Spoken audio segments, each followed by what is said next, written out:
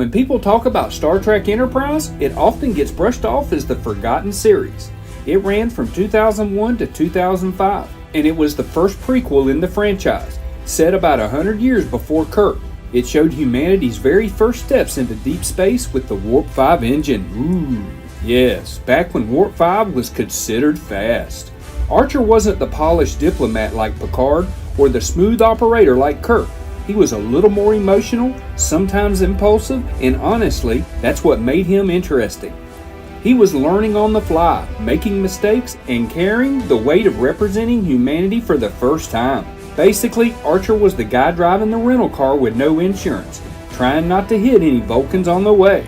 The Vulcan dynamic in Enterprise is one of the most overlooked parts of the series. Vulcans weren't the patient mentors we see later. They were cautious, controlling, and frankly kind of condescending. That constant tension showed how early humans had to prove themselves worthy of being taken seriously. In other words, the Vulcans were like that older cousin who says, "Fine, you can play, but don't touch anything and don't embarrass me." Now let's talk about Season 3, the Xindi arc. This was Trek's first full season war arc, after Earth was attacked in the pilot episode, The Expanse. Archer and his crew had to stop the Xindi from building a super weapon. The tone got darker, the morality got complicated, and for the first time, Star Trek leaned heavily into serialized storytelling week to week. It was basically Enterprise saying, look, if 24 can do it, so can we, but with more blue aliens and fewer terrorists. And even though Enterprise stumbled with its first 2 seasons and the finale, These Are the Voyages left a lot of fans cold. It still filled in some huge gaps in Trek lore though.